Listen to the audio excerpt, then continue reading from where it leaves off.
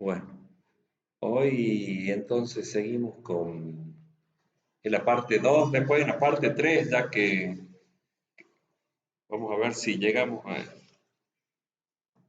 a verla en algo por lo menos, que son todos algoritmos. A partir de la clase pasada ya empezamos a ver específicamente algoritmos de búsqueda, ¿no? Decíamos que estamos viendo estos tipos de problemas donde lo que necesitamos es que la inteligencia artificial busque la solución, ¿sí? Que el ejemplo que están desarrollando ustedes, esto de jugar que juegue el tatetí, es un problema de búsqueda. Imagínense que algo parecido a lo que han hecho ustedes se hizo con el programa este de la máquina Deep Blue, cuando jugó el ajedrez y le ganó al campeón mundial. Bueno, acá estaríamos haciendo un agente inteligente que, bueno, en este caso juega al tatetí y como veíamos, en muchas situaciones se hace difícil de ganarle, ¿no? O empatan o gana la máquina. Eh, lo que no hay que perder de vista entonces es esto, que se vuelve un problema de búsqueda, que en realidad representamos el problema como un conjunto de estados, que a esos estados se puede llegar a través de ciertas transiciones, que en estos casos son eventos o percepciones que tiene el agente, lo que recibe de información del entorno, en este caso la ficha jugada en determinado lugar, y de esa manera eh, toma una decisión y después la convierte en acción. Esa estructura simple de la gente que era percepción, decide qué va a hacer y, o sea, analiza y busca cuál es la mejor decisión y la lleva a la acción, en este caso colocando también una ficha eh, para jugar. ¿Sí? Esa sería la estructura genérica, digamos, de todo agente inteligente. Bueno, lo que estuvimos viendo entonces eh, en los problemas que les mostré previamente, como los de la Torre de Hanoi, como el de los misioneros, como el Sudoku, es que uno representa el espacio, el de la aspiradora también, que era bien sencillo, representamos el espacio de estados, ¿sí? De alguna manera. En el código, no sé si los dos grupos han trabajado igual, ahí no lo vi, o sea, no lo analizamos eso. Si también tienen así los estados ganadores, lo trabajaron de la misma manera que mostró Esteban en la clase pasada. No hay una única forma de representar el conocimiento, ahí juega un poco la creatividad de, del programador, ¿no? Una vez que ya tienen representada la estructura del espacio de estados, el siguiente paso es explorar ese espacio de estados, o sea, darle que el agente inteligente tenga una estrategia para explorar ese espacio de estados. O sea, que no sea fruto del azar, digamos, de la decisión que toma, sino que está basada en explorar de, de manera sistemática, recorrer de manera sistemática el grafo o el árbol de estados, cosa que encuentre la mejor decisión para tomar en ese momento. En ese momento quiere decir dada la configuración que tenga el entorno, ¿sí? Dado lo que perciba en el entorno, cuál es la mejor decisión. Entonces, bueno, en este proceso de búsqueda se empieza desde lo que llamamos el estado inicial y se va buscando, sí, buscando, recorriendo el espacio de estados de manera tal de llegar al estado solución, el estado objetivo, el estado ganador, como le llamaban en el código de la semana pasada. En el peor de los casos,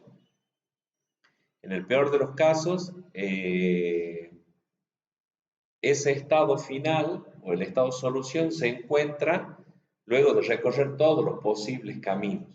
Era lo que veíamos con la representación del diagrama de estado de las torres de Hanoi. Vieron que era como un triángulo, que se forma una pirámide, digamos, un triángulo. Y entonces veíamos que si buscamos primero en anchura, recién vamos a encontrar la solución en el último nodo que visitamos. ¿Sí? Ese es el peor de los casos. Entonces, las diferentes políticas o estrategias de cómo expandir, o sea, cómo ir generando el espacio de estados y la inserción de los nodos generados, eso de que vimos la clase pasada, que lo volví a incluir hoy para que lo veamos cómo el primero en anchura trabaja con una lista y el primero en profundidad trabaja con una pila. A eso se refiere ahí con el modo de inserción de nodos generados en la estructura. La estructura se refiere al espacio de estado, o sea, el grafo o el árbol. Eso determina el tipo de búsqueda que vamos a hacer, si va a ser primero en ancho, primero en profundidad, combinaciones de ellas, otras variantes. ¿Sí? A eso se refiere la frase de ahí del final de la diapositiva. Esto para brindar un panorama, ahí un poco a modo de resumen también, de qué es lo que estuvimos trabajando, que por ahí lo hicimos como, lo vimos como diapositivas, que a lo largo ya por ahí se pierde el hilo de para qué tiene que ver esto con lo que vimos previamente.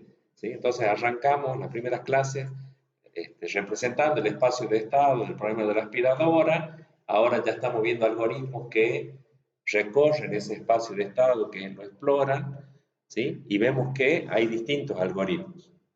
Bueno, entonces esto también a modo de recordatorio, nomás ya lo vimos clases anteriores, que tenemos que definir el problema, y una vez que tenemos definido el problema pasamos allá a hablar de espacio de estados, ¿sí? En, en el programa que mostraron la clase pasada estaba bien claro en el enunciado del problema.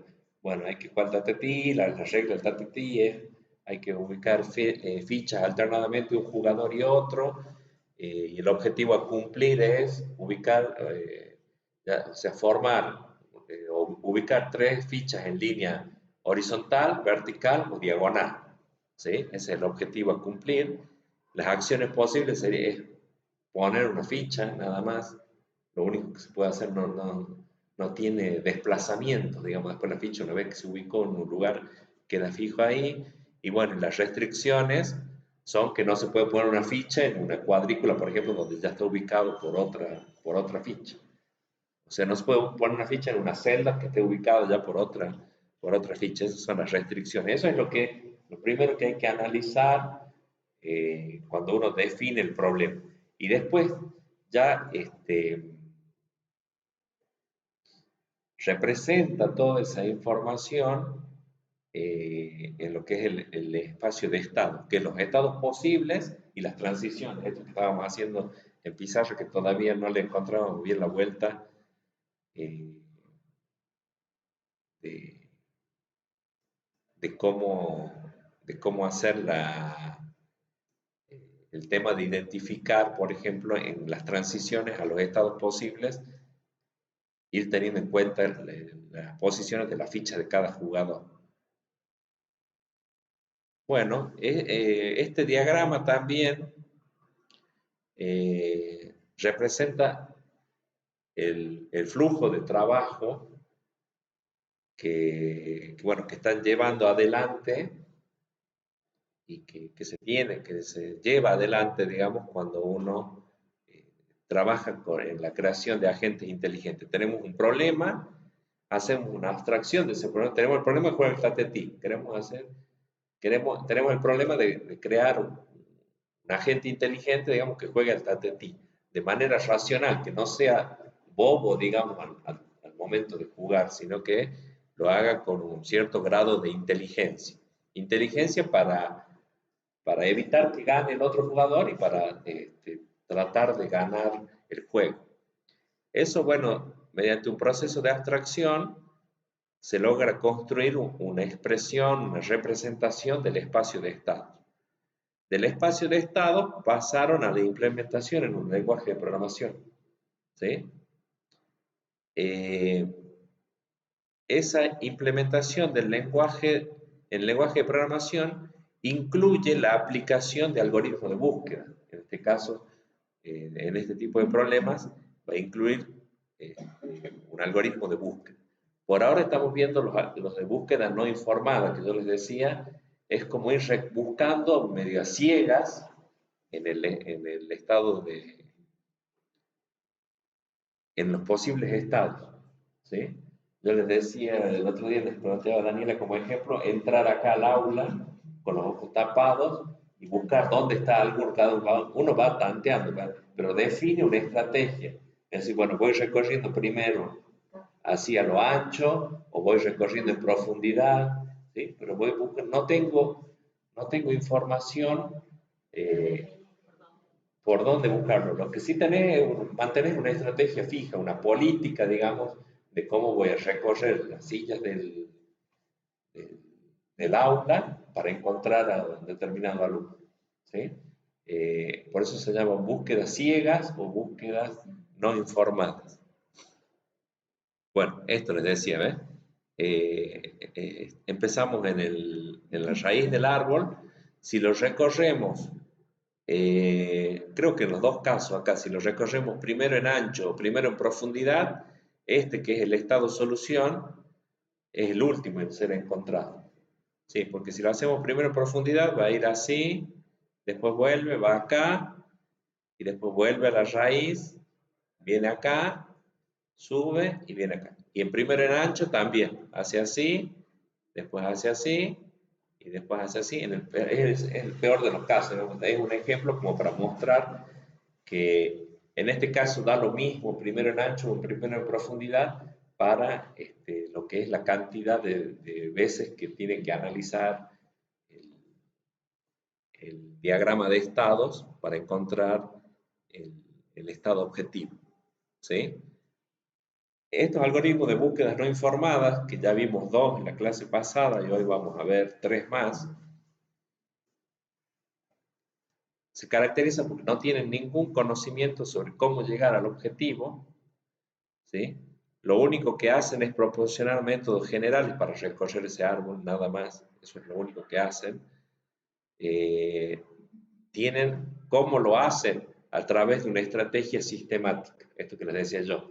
Acá si tenemos que recorrer todos los asientos del aula, voy recorriendo así por columna, digamos, o por fila, a lo ancho. Eso podría ser una estrategia. ¿Sí? Son algoritmos exhaustivos. ¿Qué quiere decir que sean exhaustivos? Que visitan todos los nodos. ¿Sí? No dejan ningún nodo sin visitar. O sea, dejan de visitar nodos cuando encontraron la solución. Pero mientras no encuentren la solución, siguen visitando todos los nodos. Por eso se llama que son exhaustivos. Bueno, acá les puse otra imagen. Acá está cómo se denomina en inglés el tema, ¿no? Búsquedas ciegas, inteligencia artificial, si ustedes quieren eh, ver material en inglés que puede que encuentren más. Estos dos primeros fueron los que ya vimos la clase pasada. Le damos, le damos una mirada rápida a esos, ¿sí? Con la animación. O sea, la explicación es bastante simple y concreta, no analizamos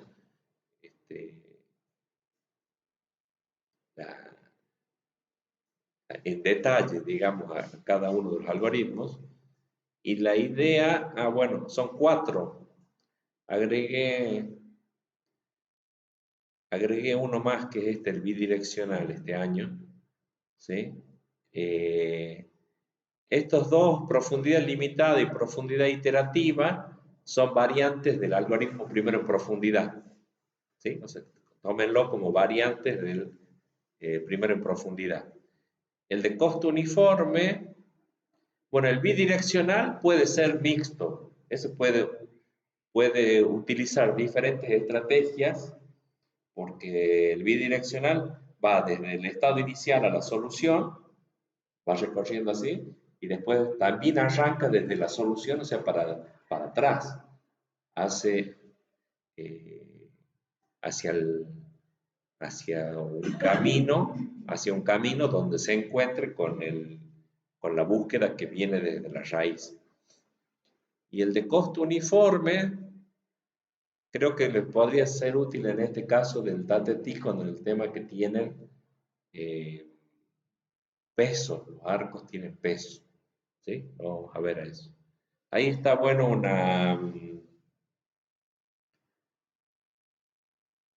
un resumen de qué hace, cómo trabaja cada uno de los algoritmos.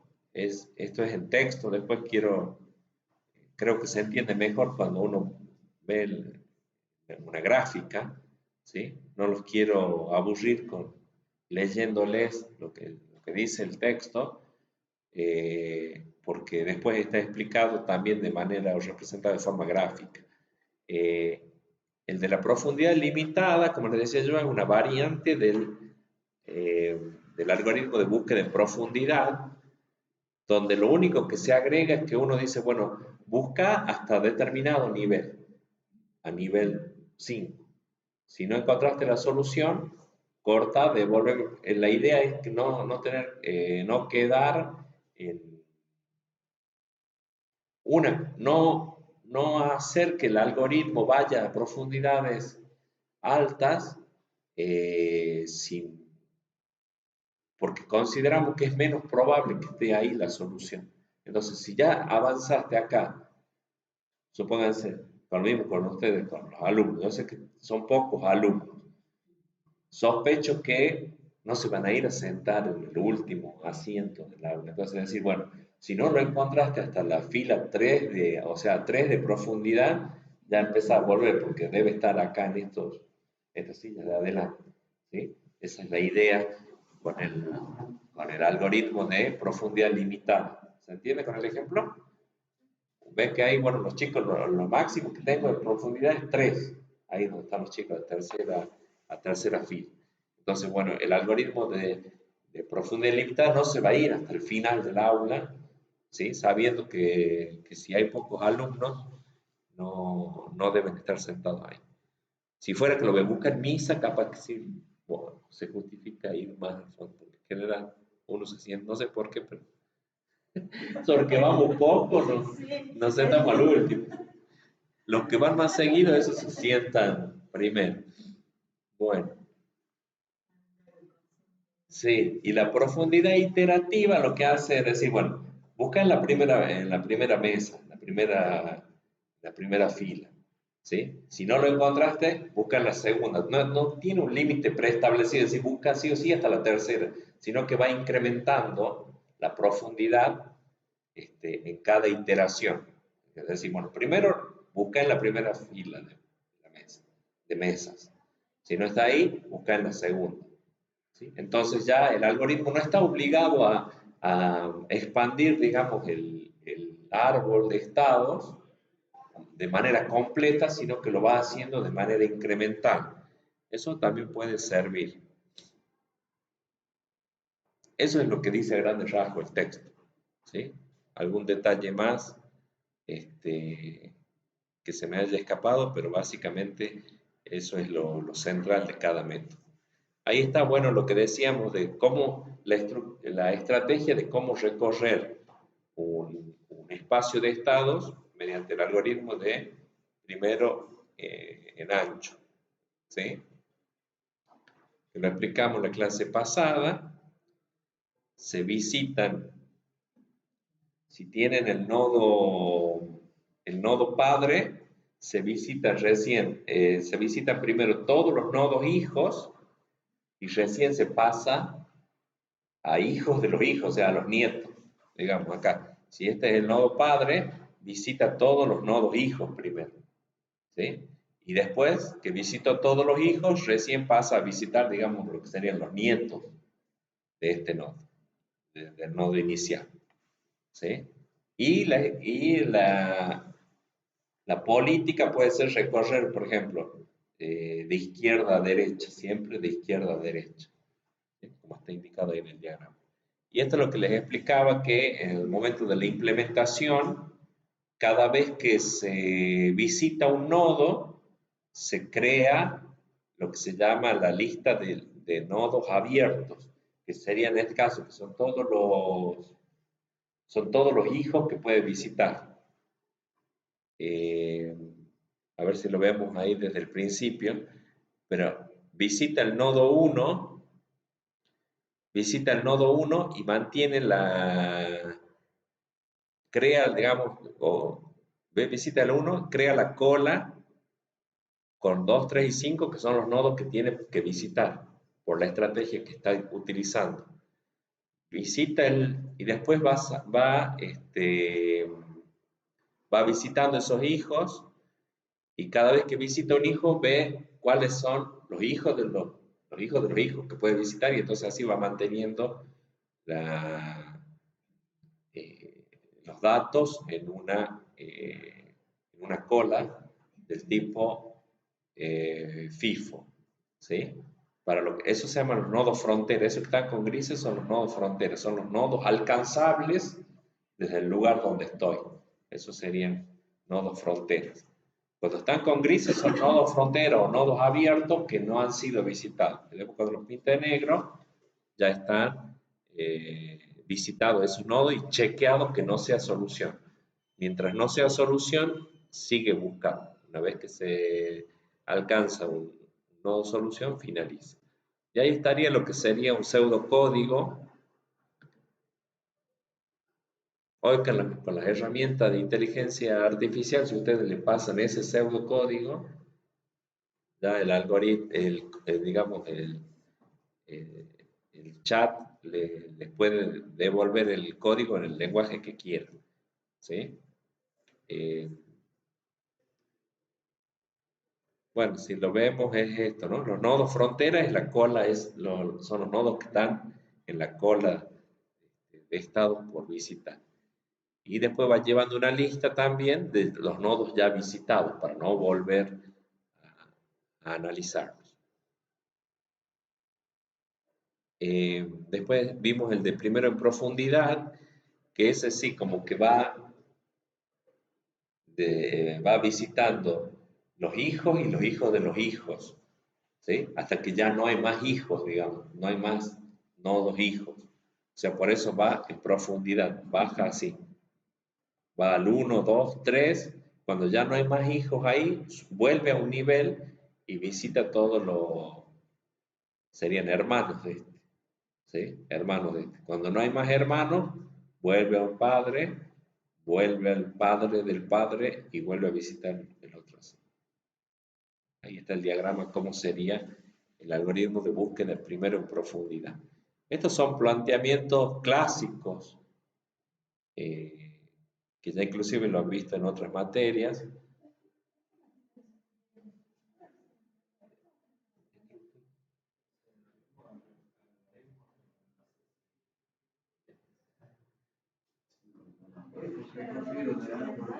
De listas y de pilas, por ahí quizás vieron listas y pilas. Ah,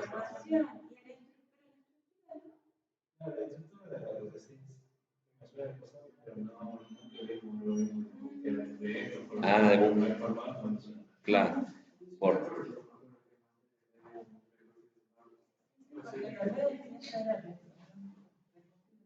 claro. Sí, por ahí puede ser que almacenan información y después cuando la quieren ir a recuperar, sería una forma, cada nodo podría tener ustedes información. Entonces, para ir a buscar esa información, este, internamente, bueno, después se organiza en una lista o en una pila, ¿sí? Acá en este caso está la pila, ¿ven? La pila se carga, ¿ves? Llega del 1 al 2 al 6, va en profundidad. Y entonces empieza analizando el 6, Si no es solución, vuelve al 2. Bueno, en la misma profundidad tiene el 4. Visita el 4, que sería el hermano.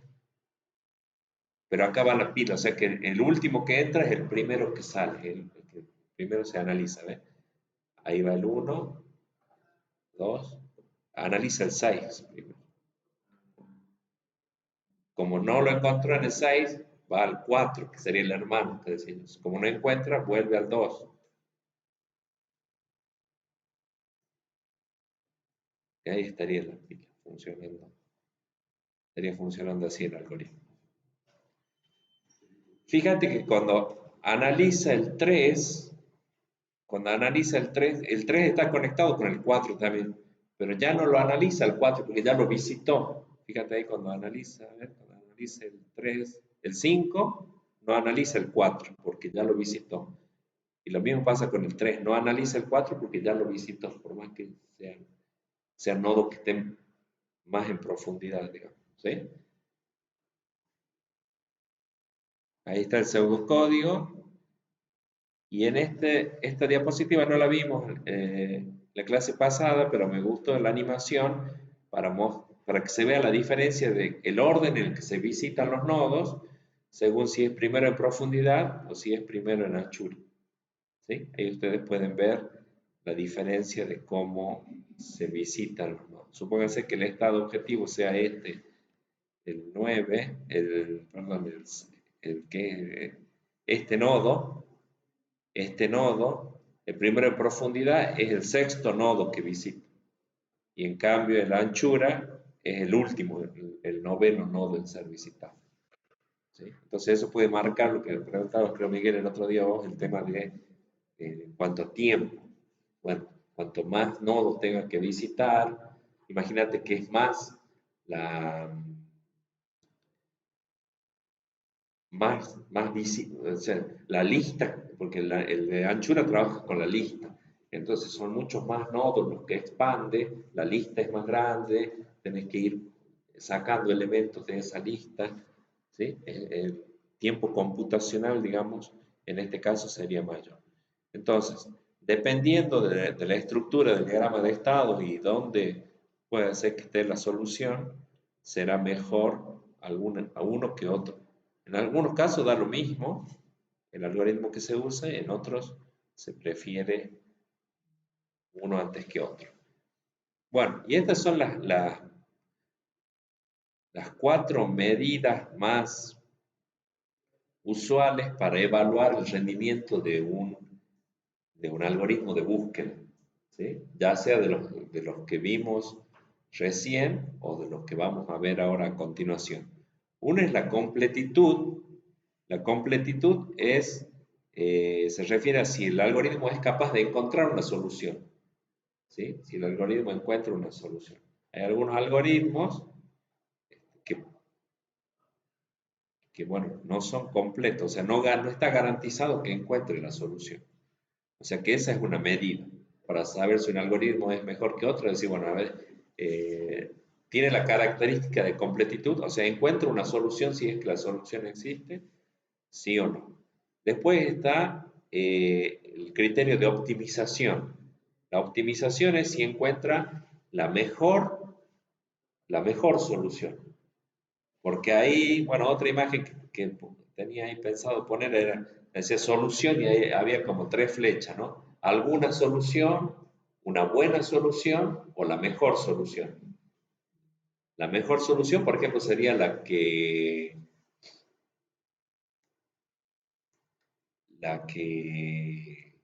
en el árbol, por ejemplo, si las soluciones están en distintos nodos, es la que esté más cerca de la raíz en el árbol. ¿Sí? La que esté más cerca de la raíz en el árbol. Vamos a ver ahí unos ejemplos donde, por ejemplo, el estado de solución se puede llegar al estado de solución en diferentes niveles, en diferentes nodos.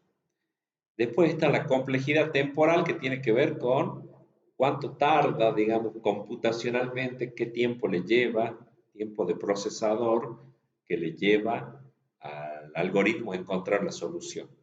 Y después está la complejidad espacial, que es cuánta memoria consume. En los ejemplos que vimos recién, uno es mantener una lista y el otro es mantener una pila. ¿Sí? Hay que ver entonces cuánto, según la cantidad de nodos que tengamos y de la estructura del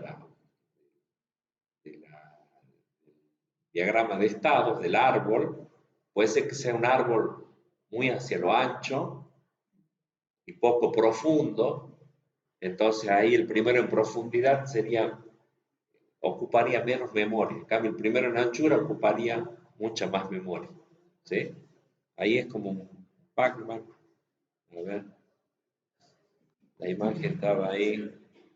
Es como que acá está el código y es un código, ¿ves? Que consume memoria. Bueno, no sé si han jugado el Pac-Man, no sé, yo traigo un juego muy retro, pero que consume memoria. Eh, bueno, acá está un poquito más detallado alguna frase donde hace referencia a esos criterios de rendimiento.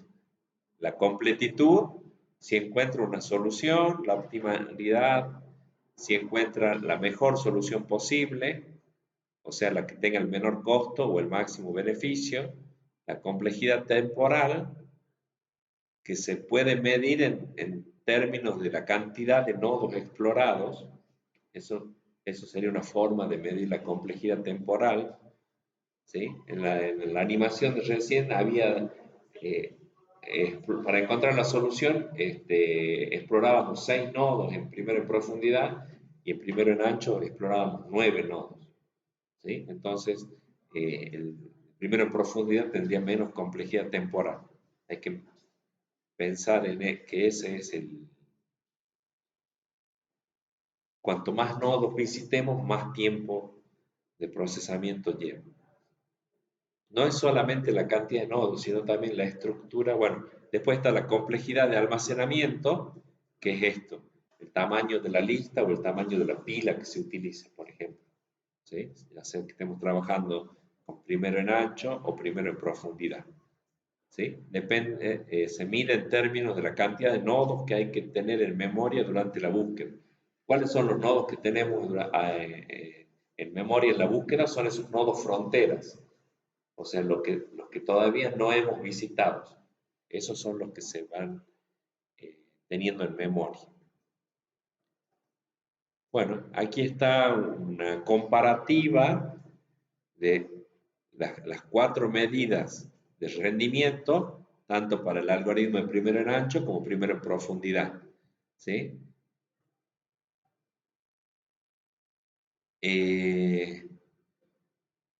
Bueno, el primero en anchura es completo,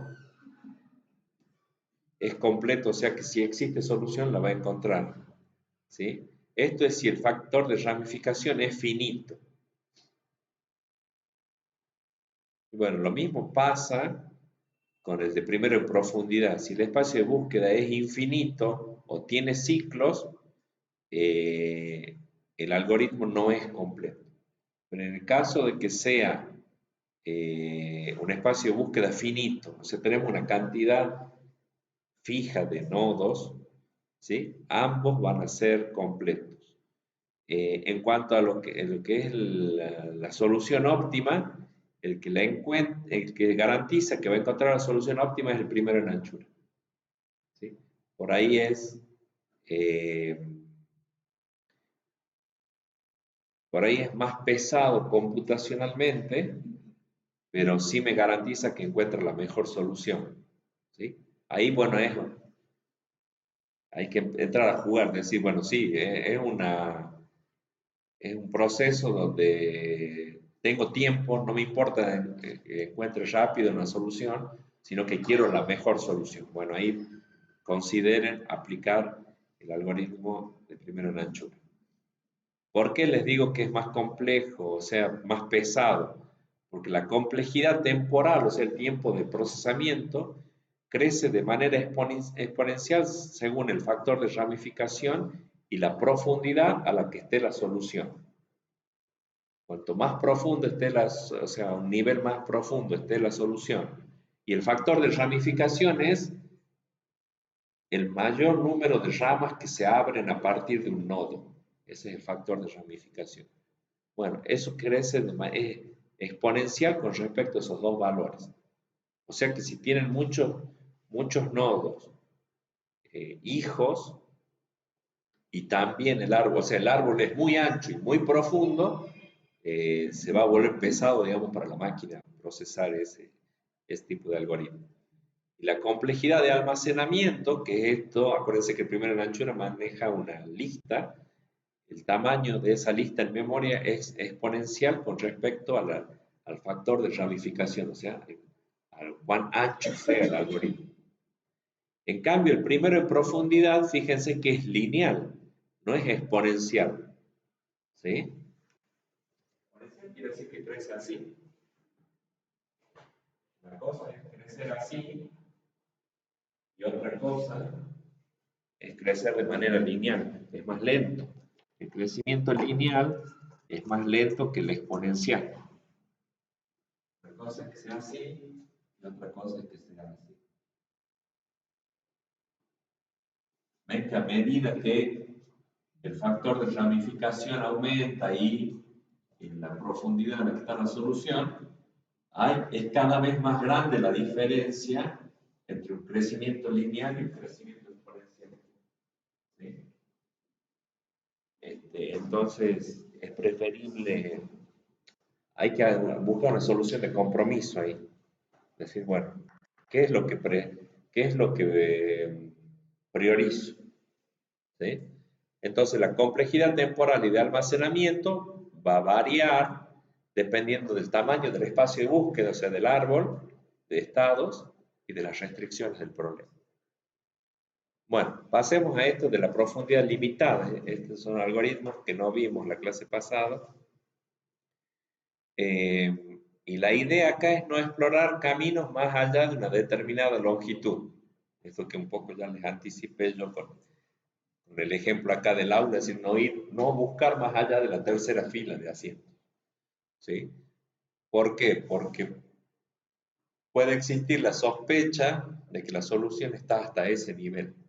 O porque no quiero ir a explorar, porque si le doy a que explore en profundidad y le doy total libertad de que vaya hasta la profundidad máxima posible, quizás se me cuelga la máquina.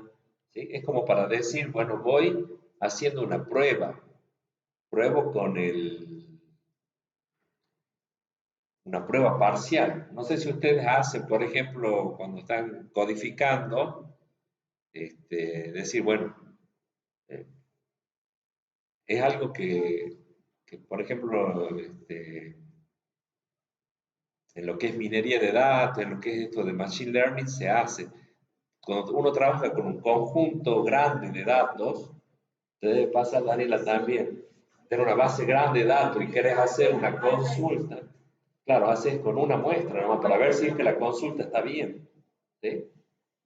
No se hace con toda la base de datos completa. Ustedes lo que quieren probar a ver que es una consulta SQL o un algoritmo de procesamiento de información, eh, no quieren no lo quieren hacer con todo el árbol completo en este caso porque todavía no saben si ese es el mejor algoritmo.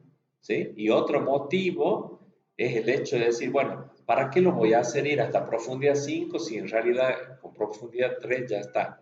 ¿Sí? Ya es suficiente.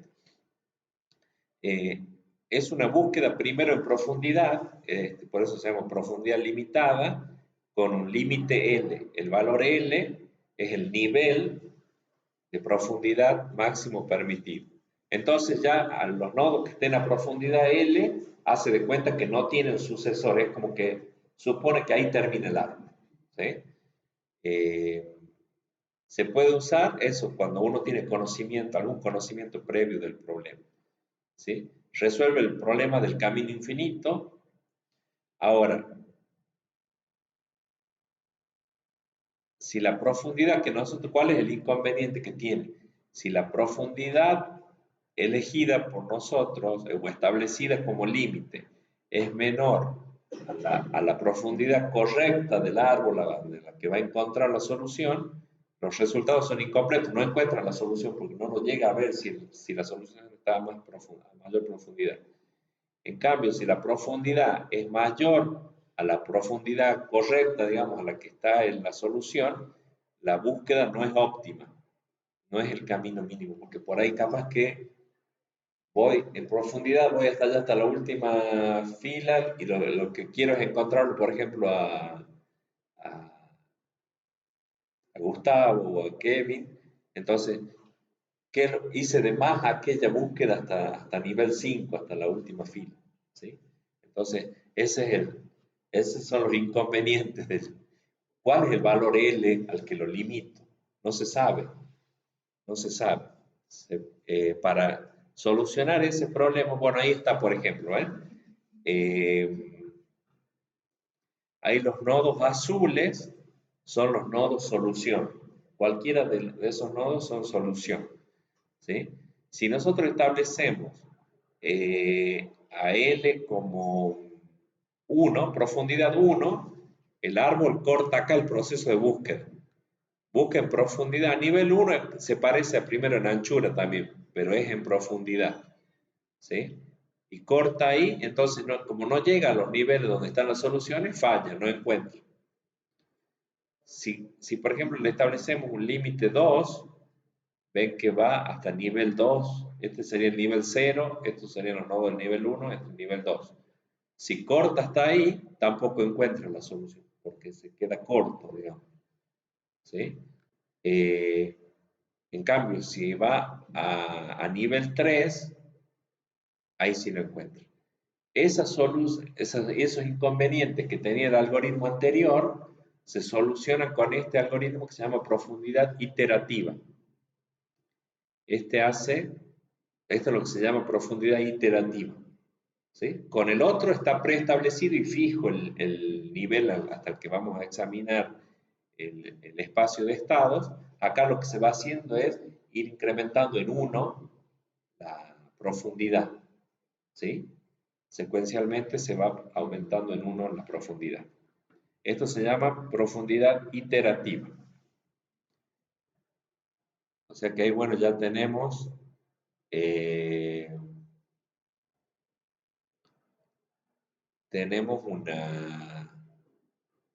una solución a los inconvenientes que teníamos en la anterior. La profundidad iterativa es como el método preferido. Cuando hacemos búsqueda no informada, tengan en cuenta que este algoritmo de profundidad iterativa es el que más se suele usar. ¿Sí? ¿Por qué? Porque combina las ventajas del algoritmo de primero en profundidad y primero en anchura. ¿Sí? ¿Qué es lo que toma de bueno de cada uno? Que la complejidad espacial, o sea, de memoria, es lineal con respecto a la cantidad con respecto a la profundidad del árbol que estamos utilizando. ¿Sí? Y tiene las propiedades de optimalidad del algoritmo primero en anchura, que es completo, o sea, que garantiza que va a encontrar la solución, ¿sí? Y que es asintóticamente óptimo. O sea,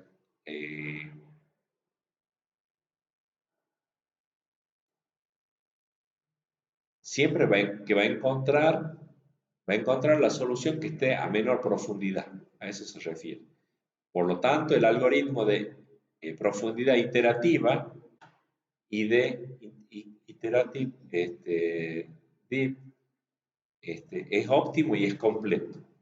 O sea que combina las virtudes de los algoritmos de primero en anchura y primero en profundidad. ¿Sí? O sea que puede ser es, digamos, un buen algoritmo. ¿Sí? Entonces, si por ahí no lo han aplicado anteriormente, ahora podrían decir, bueno, que aplique profundidad iterativa. Bueno, y hay una tabla de resumen entonces de de las, de las medidas de rendimiento de cada uno de los algoritmos que vimos hasta acá. El de la profundidad iterativa, digamos, es el que tiene las mejores virtudes. porque es completo. Esto de mínimo quiere decir que es óptimo, ¿sí? En la complejidad temporal es exponencial, pero es exponencial con respecto a es lo mismo que el primero en anchura, es exponencial con respecto al factor de ramificación y al nivel de profundidad del árbol. R y P, acá yo les puse qué significa cada una de las letras. El factor de ramificación es la mayor cantidad de hijos que tiene un nodo. Ese va a ser, no quiere decir que todos los nodos tengan la misma cantidad de hijos. Por ejemplo, hay un árbol que se llama binario. El árbol binario tiene ramificación 2, porque la máxima cantidad de hijos que tiene cada nodo es 2. ¿Sí? El factor de ramificación R es 2, porque no hay, es el número más alto de ramificación o de hijos que tiene un nodo. Bueno. Y este algoritmo de búsqueda de costo uniforme es como una transición entre los algoritmos que ya vimos y los que vamos a ver a continuación de este tema. Acá, por ejemplo, tienen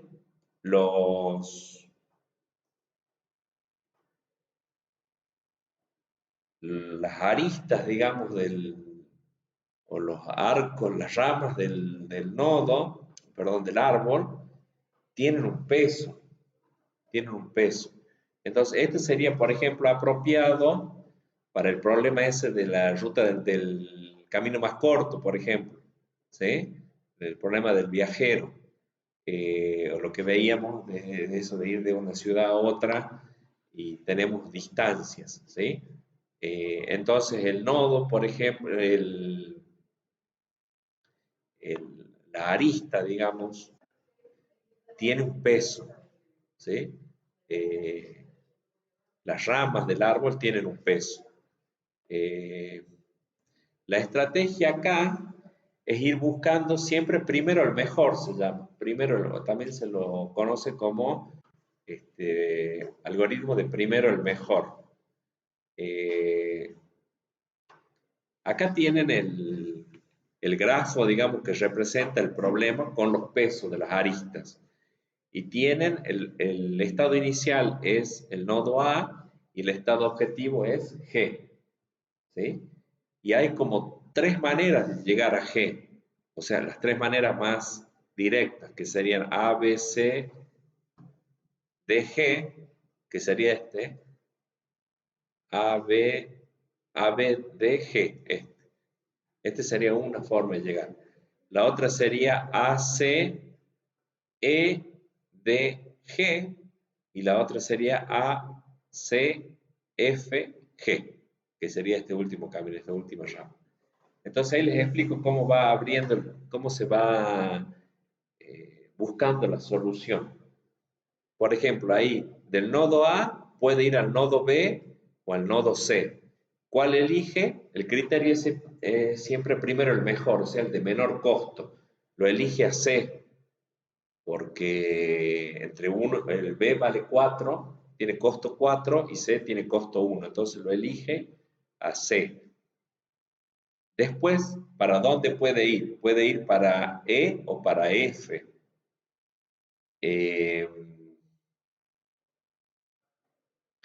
Se va para E porque E tiene costo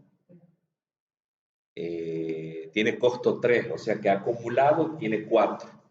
El costo de ese camino acumulado es 4, ¿sí? Porque tiene uno que va de A hasta C y después 3 el de C hasta E. O sea que tienen que ir llevando la cuenta del camino acumulado, del costo acumulado. Bien, entonces siempre elige por el otro lado. ¿Por qué no elige con F? Porque ahí el costo sería 6 ya, porque entre 6 y F el costo es 5, por eso acá es 6 el valor. ¿Sí? Entonces elige siempre el camino con el menor costo, se llama primero el mejor. Ahora, cuando está acá y tiene que ir a D, se va a 14,9. 14,9. Entonces tiene, por un lado tiene un camino donde ya va a 14,9, 14,9, 1, y en el otro tiene 6 acumulado. ¿Cuánto lleva acumulado? 6. Este 14,9 sería cuando llega a D. Cuando llegó a F, tiene 6. Y el camino hasta B, que antes lo había dejado a B, porque tiene costo 4, se fue por otro. Ahora ven que B, ahora ven que por el camino por B es el camino más corto acumulado. Entonces, descarta los otros y sigue por este, que es el camino más corto. ¿Sí? O sea, el de menor peso. Después, si algún camino de acá excede a estos valores, vuelve y retoma por acá. Si hay algún camino que supere los valores de 6, los 14,9, entonces dice, no, acá ya el camino se hizo más largo, de mayor costo, entonces vuelvo a uno que haya descartado en la primera instancia, ¿sí? Entonces, en este caso, por eso vuelve, fíjense que llega a 14,9 y entonces vuelve a B y en B tiene suma 6 al camino, o sea que acumulado hasta D tiene 4.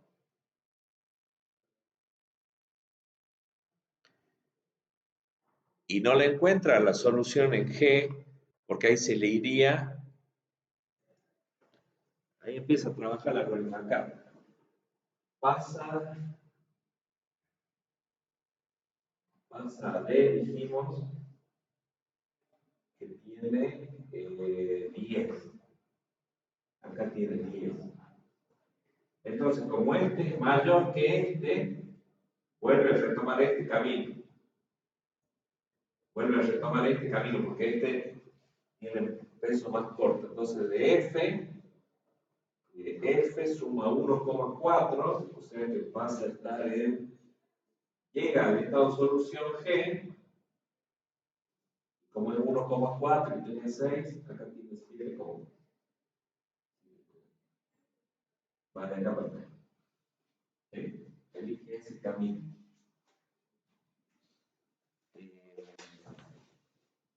Eso garantiza que el algoritmo siempre encuentra el camino de menor costo. ¿Sí? O sea, no es en ancho. Si hubiera sido primero en profundidad, lo encontraba acá, este nodo daba como solución. Si hubiera sido primero en ancho, también lo iba a encontrar a este como solución. Pero este algoritmo de costo uniforme lo que hace es priorizar, digamos, la función de costo, ¿no? El camino más corto. Bueno, y ahí también encuentro de esa manera, en este caso con los valores eso, llega a este camino. Pero si cambiasen los pesos acá, entonces priorizaría, no, encuentra este acá. Acá en el costo uniforme lo encuentra este. Este es la solución óptima. ¿Sí? Bueno, la ventaja que tiene es que encuentra la ruta de menor costo. La desventaja es que a veces no es la manera más rápida de encontrar. Bueno, y de este sí vamos a hacer implementación. A ver si llegamos, con esto vamos a cerrar hoy, que se llama búsqueda bidireccional. O sea, es una búsqueda más agresiva todavía porque simultáneamente se inicia una búsqueda desde el estado inicial al estado objetivo y otra búsqueda desde el estado solución, digamos, o estado objetivo, hacia el estado inicial, si ustedes quieren. Lo que va a suceder es que va a, o sea, en el mejor de los casos, lo que vamos a hacer es encontrar un nodo donde se intersecten, se encuentren o se crucen ambas búsquedas, ¿sí? Por eso ahí ya le voy a agrandar la imagen, pero este algoritmo consiste en hacer eso, dos búsquedas simultáneas. La solución es aquella donde las búsquedas se cruzan. Eh, se puede combinar algoritmos distintos. Por ejemplo, puede ser que en un sentido haga búsqueda primero en anchura y en el otro haga primero en profundidad. O sea, no necesariamente tiene que ser el mismo algoritmo que estoy aplicando de búsqueda en un sentido y en otro. ¿Sí? Y lo que quiero que tengan en cuenta, que cómo se trabaja en memoria con esto, es si los nodos se llaman, o sea, los nodos que se visitaron son ABCD, entonces el nodo actual, ¿a dónde está? Se llama ABCD. O sea, tiene el nombre del nodo actual más el nombre de los nodos que ya visitó previamente. O sea, si ya visitó A, después visitó B, después visitó C y actualmente está en el nodo D, entonces el nodo actual se llama ABCD. ¿Sí? Eh, por ejemplo, ese sería si va desde el nodo inicial. Y lo que va visitando del nodo final, que supóngase es Z el objetivo, entonces va visitando, si visita H, F, B y A, entonces tiene ese nombre, tiene el nombre de todos los nodos que visitó. En este caso, estas dos trayectorias se cruzarían en el nodo B. En el nodo B se cruzarían. Entonces ahí ya encontramos la solución. Ya sabemos, B es donde se cruzan y después lo termino de completar con el nombre de las letras que estén acá, de los nombres de los nodos que estén hacia la raíz. ¿Sí? Acá, bueno, hay un ejemplo. En la otra diapositiva puse otro ejemplo. Pero ahí está cómo sería, ¿no es cierto? Viene por acá y en este caso, está bien a propósito hecho el ejemplo, se encontrarían en el nodo 9, que en realidad el 9 se llama 1489. ¿Sí? 1489, ese sería el nombre de ese nodo. Y, y después de acá sería el 16, 12, 10, 9. Por eso cuando coincidan, compartan un nodo, digamos, en común, ahí ya pueden unir, digamos, los recorridos y ya tienen la solución. El nodo final te lo define el mismo problema. Como usted, por ejemplo, esto del tatetí, dijeron, bueno, estos son los nodos, estos son los estados objetivos, la solución. El problema mismo es lo que vos estás buscando, es, digamos, ¿no? El nodo solución o el nodo objetivo es lo que vos estás buscando. Siempre es eso. Por eso puede ser uno o puede ser, o sea que puede ser que exista un solo camino para llegar a ese estado o puede que existan varias alternativas. Acá, por ejemplo, el estado inicial es 2 y el estado objetivo es el 10. Ahí se nota más, yo no lo veo tan bien acá, ese es verde. ¿Sí? Entonces, eh, ahí estaría bajo cierto criterio, pueden ser ustedes que usan el de costo uniforme, que van eligiendo el camino de menor costo, iría por acá, 1, 2, 3, 6, 7, puede ser que ya acá, este de acá llegue hasta 6, y este va visitando así 1, 9, 7 y se une en el 6. Entonces así se encuentra el camino solución. Acá hay otro ejemplo donde, bueno, empieza en 1 y el estado objetivo es el nodo 16, está numerado acá.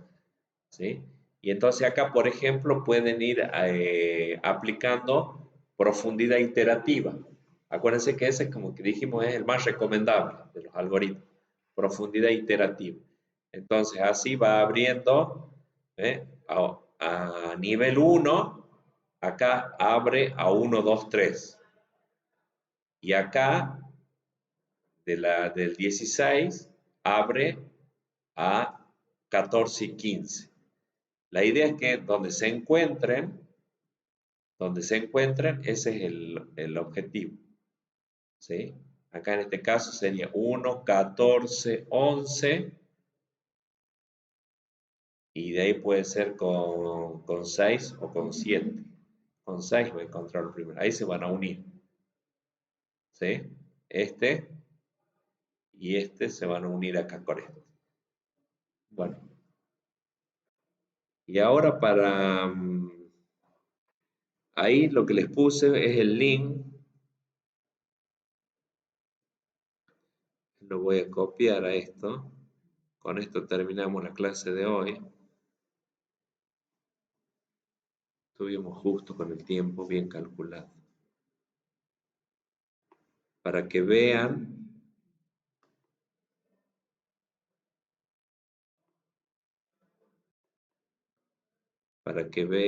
el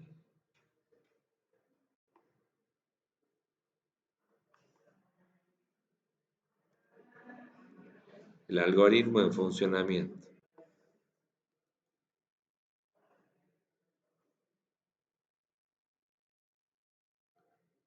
Acá está Google Colab.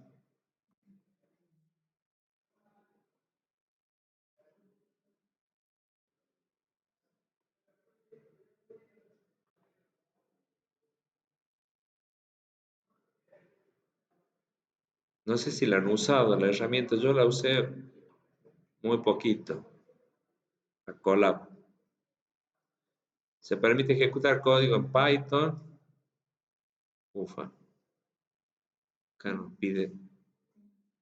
No, pero si entrando con el mail.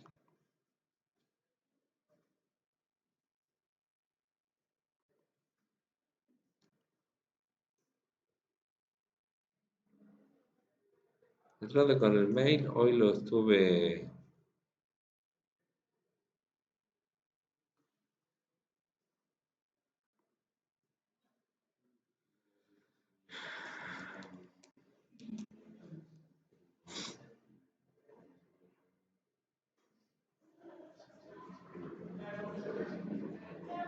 Paso vi que no.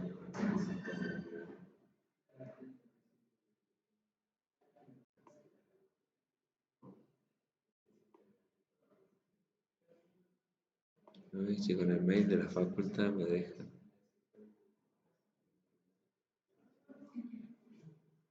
Entonces no estoy entrando bien en el link.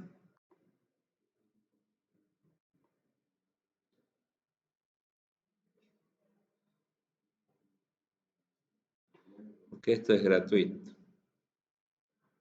Para, para las cosas que estamos usando,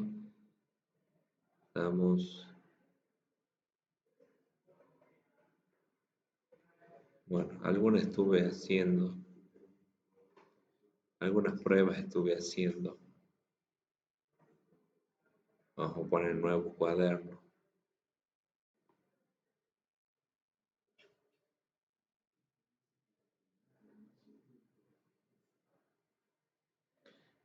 ¿Ven? Acá dice, empieza a programar o crear código con inteligencia artificial.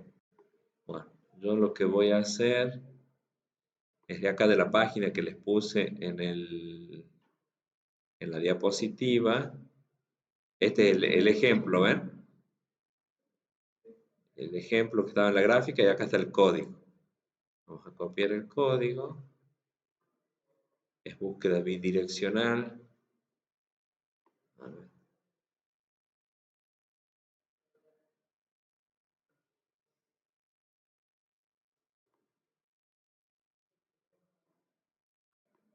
Nos vamos a asegurar de copiarlo todo.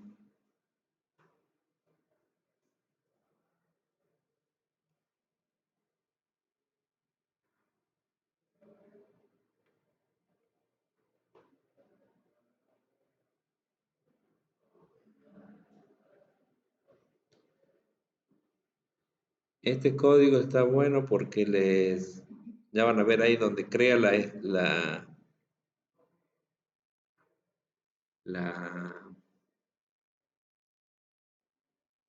ustedes lo pueden utilizar para distintas estructuras de árbol. Entonces lo pego aquí. Acá está, ¿ve? Acá están los arcos que unen. El 1 con el 2, el 1 con el 3, el 1 con el 4, el 2 con el 5. Entonces ustedes lo pueden modificar en cuanto a la matriz de adyacencia que tenga su diagrama, su grafo.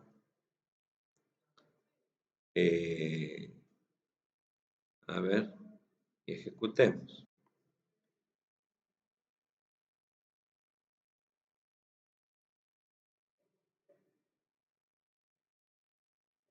Bueno, ahí está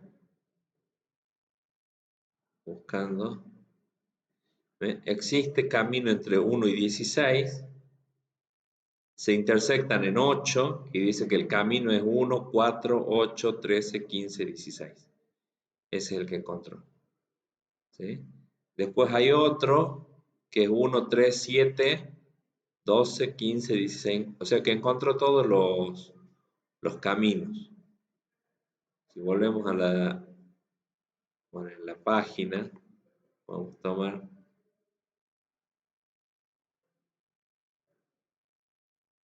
por el 8. Acá lo tomo por acá. 1, 4, 8, 13, 15, 16. Pero si no hay también 1, 2, 6, ¿sí? 11, 14, 16. Son todos los caminos que encontró. ¿Sí? Fue probando y hace un listado de todos los caminos que encontró para ir de un nodo inicial a un nodo objetivo. ¿Sí? Así que bueno, ese código lo van a encontrar. Yo ya les voy a subir la diapositiva. Mañana les subo la diapositiva y el video de la clase. Y acá entonces ustedes con este link que van a encontrar ahí van a encontrar el código. Bueno, lo ejecutan en Python si quieren en su máquina o usan el Google Colab. ¿Sí? Y van a ver que se pueden modificar las aristas y cambiaría el grafo. Entonces ustedes acá en el código pueden cambiar y probar para otro problema. ¿Mm? Eh, Así que bueno, no sé si hay alguna pregunta, alguna duda. La clase que viene vamos a ver ya algoritmos que se llaman de búsqueda informada. ¿Sí? Eso también es para cuando se tiene alguna información adicional. No es tan a ciegas la búsqueda como en estos que estuvimos viendo. Así que nos estamos viendo el miércoles que viene entonces.